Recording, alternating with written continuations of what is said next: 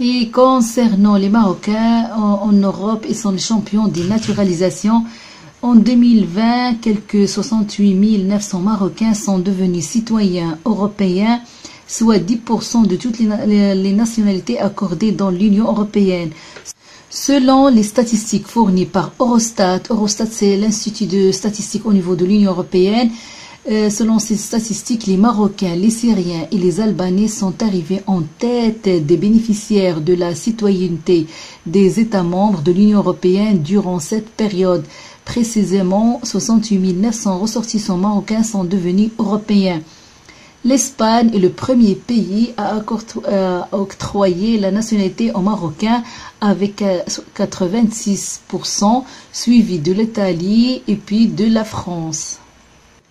Et selon un article apparu sur la RTBF Belgique, le président américain Joe Biden a estimé jeudi que des pénuries alimentaires mondiales allaient se concrétiser à la suite de l'invasion de l'Ukraine par la Russie, tandis que la France propose un plan d'urgence pour la sécurité alimentaire au niveau de l'Union européenne et du groupe du 7.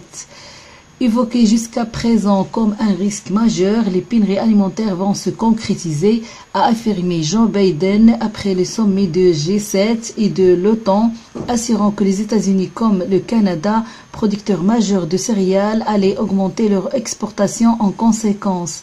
Dans le cadre de G7, les deux pays ont parlé de la façon dont nous pourrons accroître et distribuer les ressources alimentaires plus rapidement. Nous discutons également avec les Européens et tous les autres pays pour qu'ils suspendent toutes les restrictions sur leur exportation alimentaire, a indiqué le président américain devant la presse Bruxelles.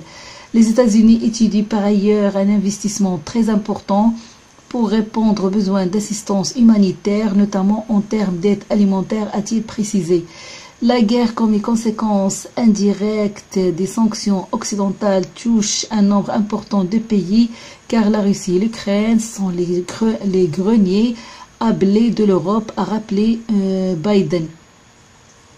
De son côté, Emmanuel Macron a appelé jeudi Moscou à être responsable en permettant que les semis en Ukraine aient lieu, faute de quoi la guerre provoquera dans 12 à 18 mois une famine inéluctable avec des pénuries de céréales au Moyen-Orient et en Afrique du Nord, où l'Égypte dépend notamment à 80% des céréales russes et ukrainiennes pour nourrir sa population.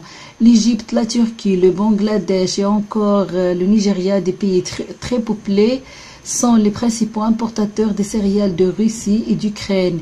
S'exprimant en tant que président du Conseil de l'Union européenne et en lien avec l'Union africaine, le président français a proposé à Bruxelles une initiative pour la sécurité alimentaire avec d'abord un plan d'urgence de libération des stocks en cas de crise pour éviter toute pénurie et modérer les hausses des prix.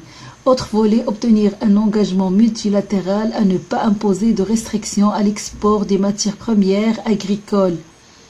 En outre, il a souhaité dès cet été une action coordonnée des pays producteurs pour relever temporairement les seuils de production lorsque cela est possible et mettre en place un mécanisme d'allocation de volume pour garantir un accès de tous, en particulier des plus vulnérables, en quantité suffisante et à prix raisonnable.